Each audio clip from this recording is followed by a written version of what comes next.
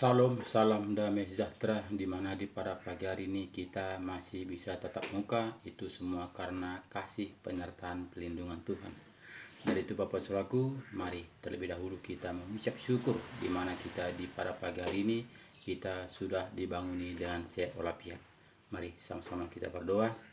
Ya Bapa kami yang baik di dalam kerajaan sorga, kami mengucap syukur kepada Engkau Tuhan, di mana Tuhan Yesus Engkau telah membimbing, menuntun, menyertai, melindungi, menyelamatkan kami pagi, siang, sore, bahkan di malam hari tadi kami tidurnya, dan di pada pagi ini sudah bangun dan selafiat. Itu semua kami rasakan oleh tuntunan penyertaan perlindungan-Mu. Juga ya Bapa, di pada pagi hari ini kami juga akan merenungkan sebagian firman-Mu. Nah, Engkau tetap campur tangan, Engkau membukakan rahasia kebenaran firman-Mu, sehingga betul-betul Bapa kami menyadarinya dan kembali kepada firman-Mu. Tuhan Yesus melakukan taat dan setia.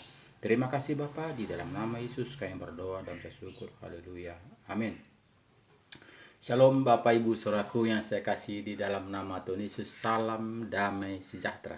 Di mana di pada pagi hari ini kita masih dapat tatap muka. Itu semua Bapak Ibu Saudaraku bukanlah karena kekuatan kita, bukanlah karena kehebatan kita, bukan karena usaha kita, tapi karena Tuhan masih peduli kepada kita.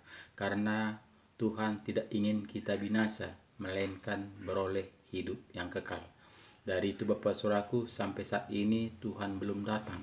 Masih Tuhan memberikan kesempatan buat kita supaya kita melakukan firman-Nya taat dan setia, untuk menyebarkan kebenaran firman Tuhan ke seluruh dunia supaya satupun manusia tidak binasa. Itulah rencana Tuhan. Jadi Bapak Saudaraku, tinggal kita. Apakah kita tinggal diam? Apakah kita mau mengerjakan pekerjaan Tuhan? Kenapa kita tidak mengerjakan pekerjaan Tuhan Bapak Saudaraku? Karena itulah si liciknya si setan itu mengelabui kita, sehingga kita mengandalkan pikiran kita, sehingga kita mengandalkan kekuatan kita, sehingga kita tidak tunduk kepada firman kebenaran, sehingga Tuhan menyesal menciptakan manusia. Karena apa? Karena manusia menjalankan dengan sesuai dengan pikirannya, bukannya taat kebenaran firman Tuhan. Padahal Tuhan ciptakan kita untuk menyenangkan hatinya, tapi Tuhan melihat manusia mendukakan Tuhan, mendukakan hati Tuhan. Jadi Bapak Saudaraku, kita melihat mari kejadian 6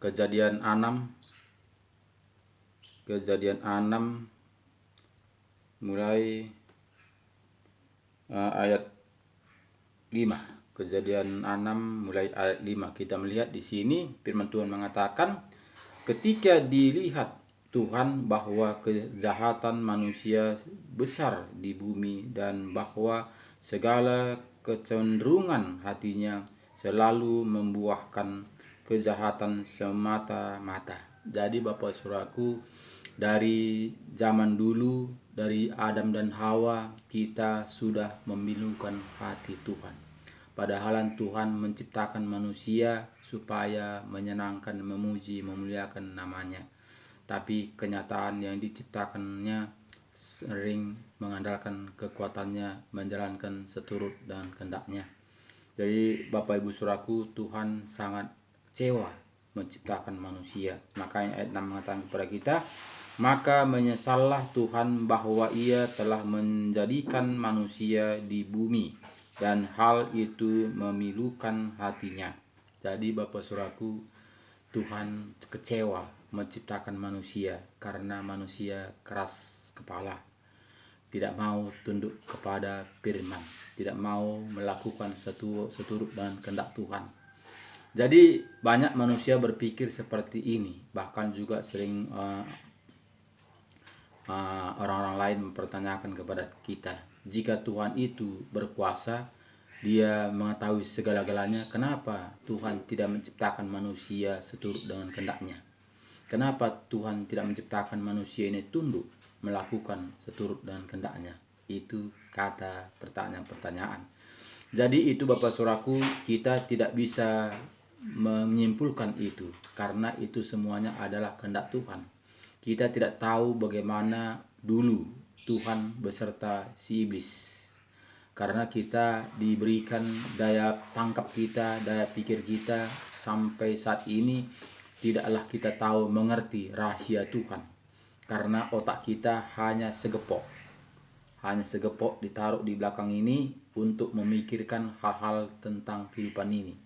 Jadi kita tidak bisa memikirkan lebih daripada itu. Kita hanya bisa memikirkan semampu kita. Jadi Bapak Saudaraku, tak usah kita jauh-jauh untuk memikirkan bagaimana si iblis berserta Tuhan, bagaimana rencananya. Tapi kita memikirkan bagaimana rencana Tuhan kepada kita. Jadi kita tahu rencana Tuhan kepada kita adalah melalui firman. Jadi itulah kita mau melakukannya taat dan setia jika kita mau mendapatkan janjinya. Jadi Bapak Ibu Saudaraku, kita melihat di sini, kita melihat Tuhan sudah sewa menciptakan manusia, tapi hanya Nuh yang taat dan setia, apa saja yang difirmankannya Tuhan lakukan. Sehingga Tuhan menyayangi si Nuh, sehingga Nuh diperintahkan untuk membuat bahtera supaya dia selamat, karena manusia ingin dimusnahkan beserta isinya, makhluk-makhluk yang hidup. Jadi di sini kita ayat 7 mengatakan kepada Tuhan mengatakan kepada kita, berfirmanlah Tuhan, aku akan menghapuskan manusia yang telah kuciptakan itu dari muka bumi, baik manusia maupun hewan dan binatang-binatang melata dan burung-burung di udara, sebab aku menyesal bahwa aku telah menjadikan mereka. Jadi Bapak Saudaraku, Tuhan menciptakan manusia menguasai seluruh isi dunia. Manusia disuruh Tuhan menguasainya. Tapi manusia tidak tunduk kepada firman, sehingga setan membujuk rayu Adam dan Hawa, sehingga dari situlah kita jatuh ke dalam dosa, sehingga kita berjalan seturut dengan kehendak kita. Jadi Tuhan kecewa. Tapi Bapak Saudaraku, ini tinggal kesadaran kita, bagaimana kita menyikapi kehidupan kita yang berikan Tuhan kepada kita, di mana Tuhan memberikan kesempatan buat kita supaya kita sadar, supaya kita jangan membawa pikiran kita sendiri, jangan kita mengandalkan kekuatan kita, tapi kita bersandar kepada Tuhan. Karena kita melihat ayat 8 mengatakan kepada kita, tetapi Nuh mendapat kasih karunia di mata Tuhan. Jadi Bapak Saudaraku yang saya kasih di dalam nama Tuhan Yesus, marilah kembali kepada firman, supaya kita sama seperti Nuh ini dapat kasih karunia. Jika kita tidak dapat kasih karunia, kita tidak akan dapat memperjuangkan kehidupan yang kekal itu. Karena kita melihat, apalagi Bapak Saudaraku, kita lihat saat ini, zaman akhir ini, tantangan, pergumulan, masalah sangat banyak. Jadi banyak manusia saat ini tidak lagi berpikir kepada Tuhan, tidak lagi berpikir kepada firman Tuhan, tapi berpikir tentang kehidupannya sendiri. Jadi Bapak Saudaraku, inilah tantangan yang kita hadapi saat ini, bukan saja tantangan makan hidup, makan minum, tapi tantangan hidup.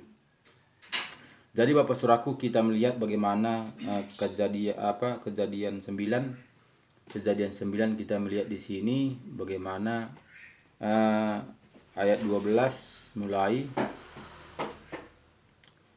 Di sini kita melihat ayat 12, dan Allah berfirman, inilah tanda perjanjian yang ku adakan antara aku dan kamu serta segala makhluk yang hidup yang bersama-sama dengan kamu turun-temurun untuk selama-lamanya. Jadi ini ada perjanjian, karena Tuhan itu hari menyesal menciptakan manusia, tapi ketika melihat si Nuh mempersembahkan persembahannya, sehingga Tuhan melihat si Nuh ini, sehingga Tuhan tidak lagi membuat air bah, tidak lagi memusnahkan manusia seperti zaman Nuh. Tapi Tuhan berfirman, aku akan menaruhkan busur dia di langit, untuk sebagai tanda-tanda perjanjianku kepada manusia. Jadi Bapak Ibu Saudaraku, saat ini kita diberikan hak bebas. Hak bebas untuk melakukan kemanakah arah tujuan kita. Jadi banyak manusia karena diberikan hak bebas sehingga manusia sebebas-bebasnya. Tidak lagi kembali kepada firman Tuhan. Tidak lagi melakukan seturut dengan kehendak Tuhan. Jadi sehingga saat ini Bapak Saudaraku, akhir-akhir zaman ini sudah hampir sama-sama seperti zaman Nuh. Ini Bapak Saudaraku, kadang kita tidak menyadarinya. Itu sudah terjadi pada akhir-akhir zaman ini seperti zaman Nuh. Jadi Bapak Saudaraku, ini tinggal kita, apakah kita mau taat seperti Nuh, melakukan firman-Nya, apakah kita terikut oleh arus situasi saat ini. Jadi kita melihat ayat 12 di sini, dan Allah berfirman, inilah tanda perjanjian yang kuadakan antara aku dan kamu serta segala makhluk yang hidup yang bersama-sama dengan kamu turun-temurun untuk selama-lamanya. Busurku ku taruh di awan, supaya itu menjadi tanda perjanjian antara aku dan bumi.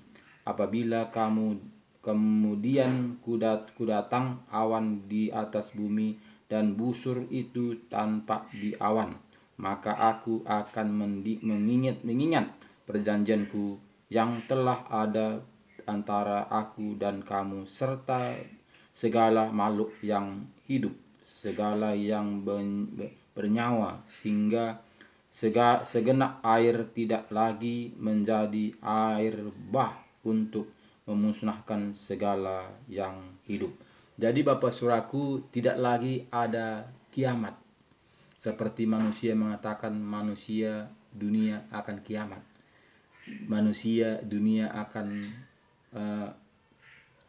datang air bah memusnahkan manusia. Tidak lagi. Karena apa? Karena kita lihat perjanjian Tuhan sudah dibuat adalah busur di awan-awan di langit, supaya ketika Tuhan melihat busur itu di langit, sehingga Tuhan mengingat perjanjiannya kepada manusia.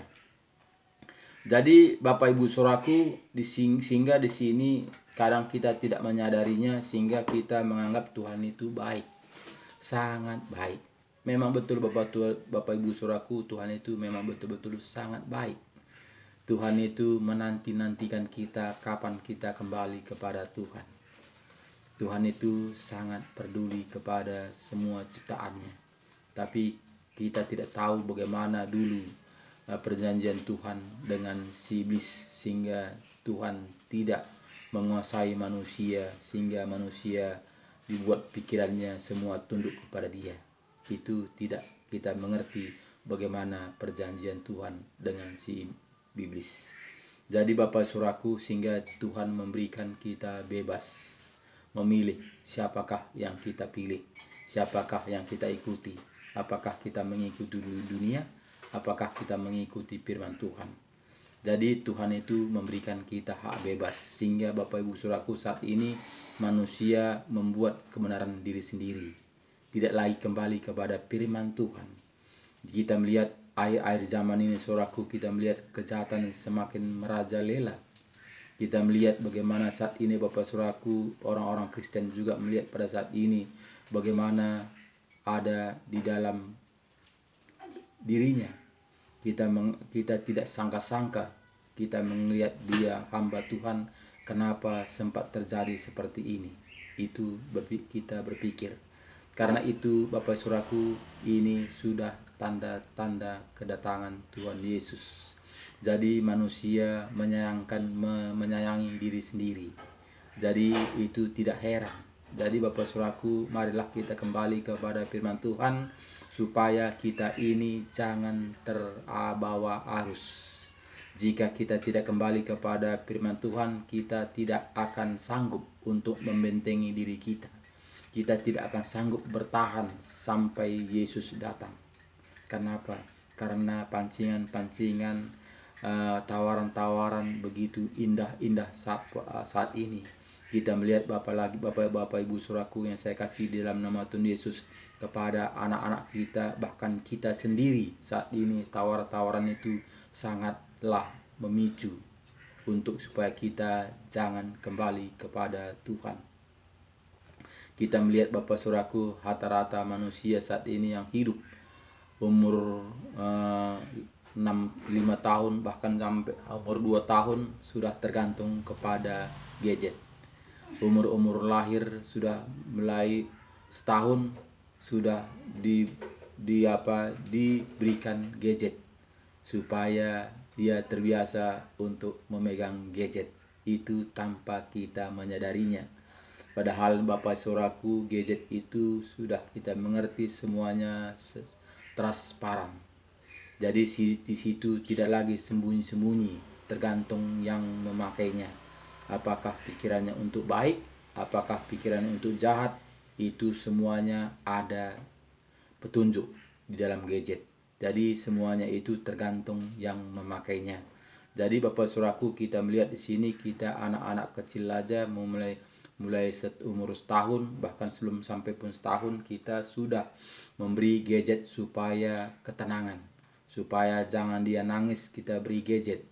Karena apa? Karena kita mau tenang saja, tapi kita tidak memikirkan risikonya apa akhirnya nanti. Karena apa? Karena gadget itu jika kita beri kebebasan, apalagi kita dari awal kita sudah memberikan dia pegang gadget, jika dia tidak memegang gadget dia akan menangis, dia akan berontak, sehingga kita menjadi susah. Padahal kita yang mengajarinya, kita yang memberi gadget itu kepada anak-anak kita dari dini, sehingga ketika dia sudah meranjak SD dia akan dikuasai oleh gadget. Tanpa gadget dia tidak bisa berbuat apa-apa. Jadi Bapak Saudaraku, kita melihat di gadget itu semuanya transparan, semuanya tinggal dia apa yang dia minta keluar, semuanya akan dipertunjukkan. Jadi kadang kita tidak menyadarinya bagaimana pengaruh gadget ini, pengaruh lingkungan saat ini. Kita tidak sampai pemikiran kita seitu sehingga kita memberikan kepada anak-anak kita gadget itu. Padahal itu jika kita tidak diawasi bisa membuat karakternya menjadi buruk. Jadi Bapak Saudaraku, saat ini kita melihat bagaimana Lukas juga mengatakan kepada kita, Lukas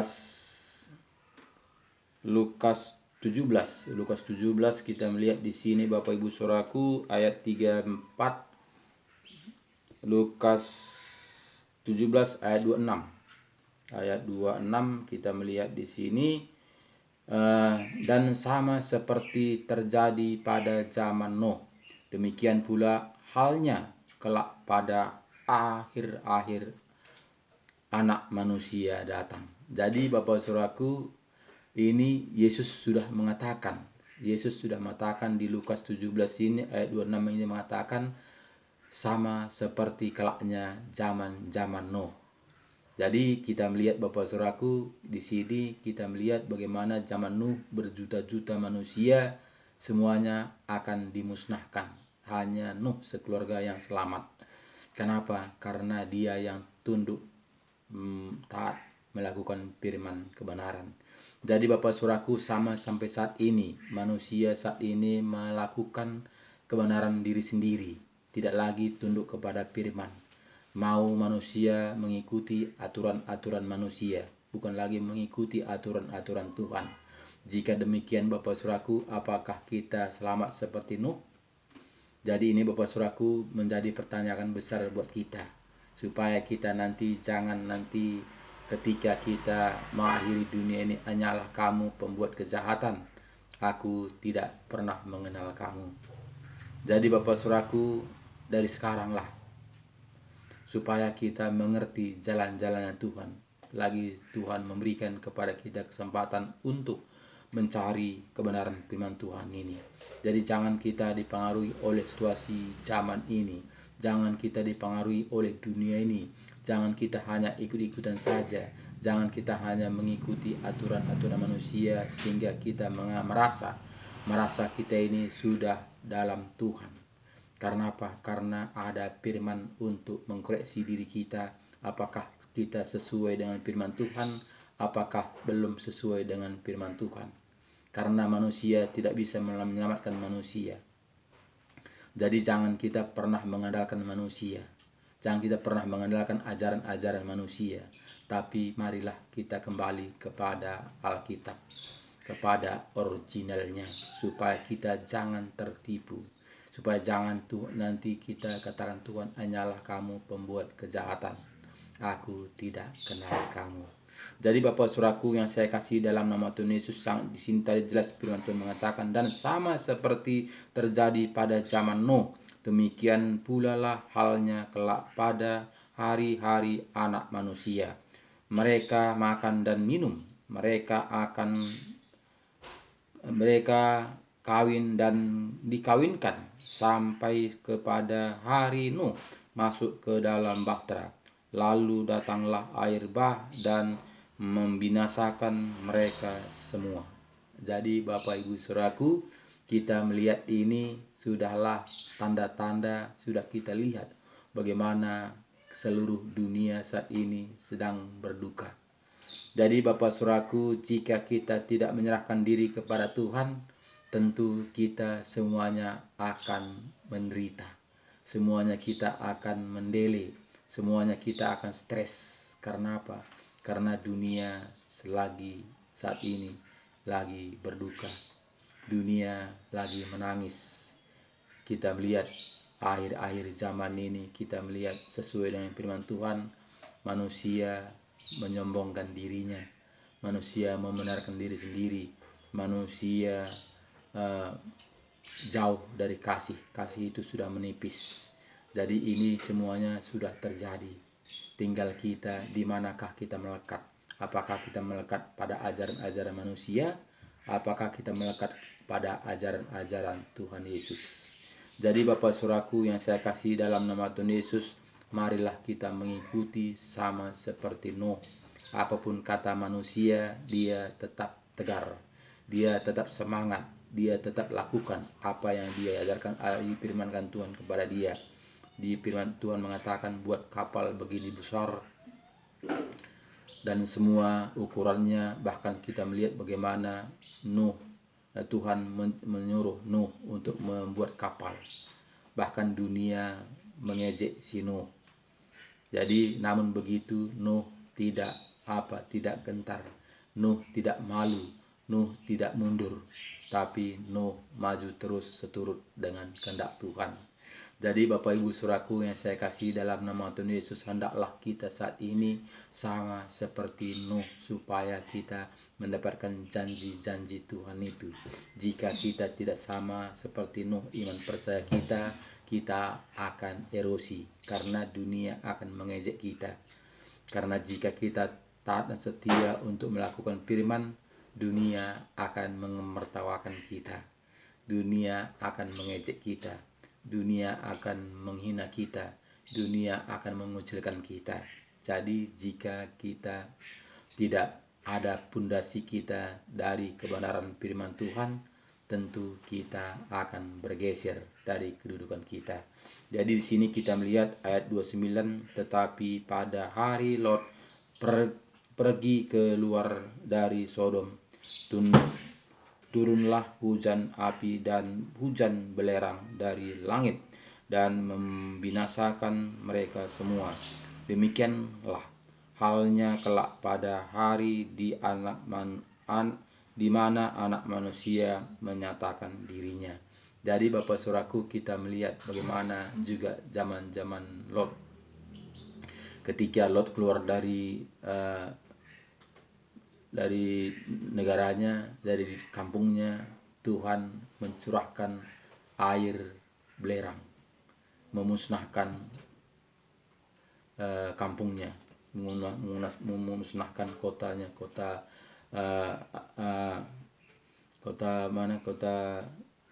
kita melihat di sini Demikianlah halnya kelak pada hari di mana anak manusia menyatakan dirinya. Barang siapa pada jadi sini kita melihat di ayat di atas kita lagi, tetapi ayat 29-nya, tetapi pada hari Lot pergi keluar dari Sodom, turunlah hujan api dan hujan belerang dari langit dan membinasakan mereka semua. Jadi kita melihat di sini Tuhan akan memusnahkan semua Sodom dan Gomora. Jadi Bapak Ibu Saudaraku yang saya kasih dalam nama Tuhan Yesus, jadi ini harus kita waspada di akhir-akhir zaman ini. Jadi Bapak Saudaraku, jika kita melihat air ini sudah kita tahu, bahkan saat ini tahun-tahun kegelapan, marilah kita datang ke terang. Karena Tuhan Yesuslah terang itu. Tuhan Yesuslah menerangi dunia yang gelap ini. Jadi jika kita tidak datang kepada Tuhan Yesus, kita akan dirumuni oleh kegelapan. Sehingga banyak manusia akan stres. Sehingga banyak manusia akan putus asa. Sehingga banyak manusia akan menjadi kesana kesini. Kenapa? Karena gangguan jiwa. Karena memikirkan hal-hal tentang dunia ini. Jadi jika kita tidak datang kepada terang, tentu kita akan dibawa arus. Bapak Ibu Saudaraku yang saya kasih dalam nama Tuhan Yesus, tinggal kita. Karena Yesus sudah memperjelas di Lukas 17 ini, sama kelaknya pada akhir-akhir zaman, seperti zaman-zaman Lot, zaman-zaman Nuh. Jadi tinggal kita. Jadi kita melihat situasi akhir-akhir zaman ini sudah genap. Tinggal detik-detiknya apakah kita mau mengabarkan firman Tuhan untuk keselamatan manusia, apakah kita diam-diam saja. Jadi banyak saat ini Bapak Saudaraku, banyak manusia, bahkan juga orang Kristen pada saat ini banyak mengasihi dirinya sendiri, tidak peduli kepada sesama manusia, sehingga dia berbuat sendiri, sehingga dia hanya berseru pada Tuhan, Tuhan, Tuhan, Tuhan. Kenapa? Karena dia mengasihi diri sendiri. Padahal Tuhan mengatakan, kasihilah sesama manusia seperti dirimu sendiri. Tapi kenapa manusia egois akhir-akhir zaman ini, saudaraku? Karena apa? Karena tidak kembali kepada firman Tuhan. Bagaimana kita mengenal firman Tuhan, saudaraku? Bagaimana kita tahu ada Tuhan? Bagaimana kita tahu Tuhan menciptakan dunia beserta isinya? Bagaimana kita tahu bahkan ada neraka? Bagaimana kita tahu ada surga itu jika kita tidak kembali kepada firman Tuhan? Jika kita tidak kembali kepada laptop, jika kita tidak kembali kepada originalnya. Jadi inilah membuat manusia saat ini sehingga sama seperti zaman-zaman Nuh. Karena apa? Karena tidak melakukan seturut dengan petunjuk.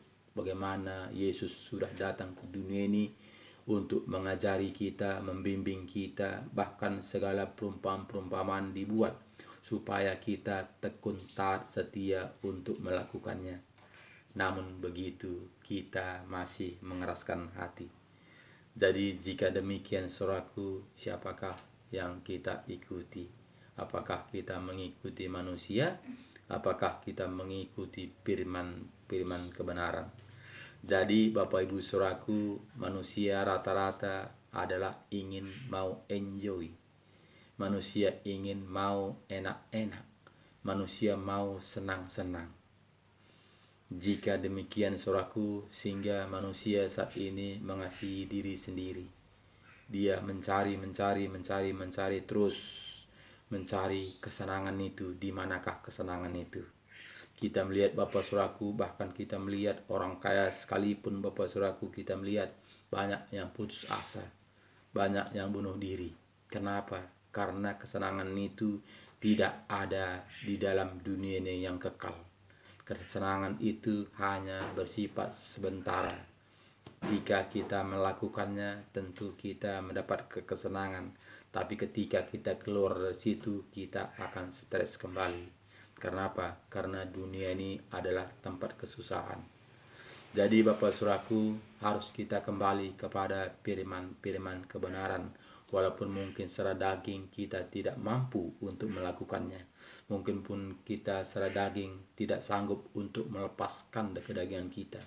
Tapi jika kita membuka hati untuk Tuhan, Tuhan akan masuk ke dalam hati kita. Kita akan dipenuhi dengan tuntunan roh.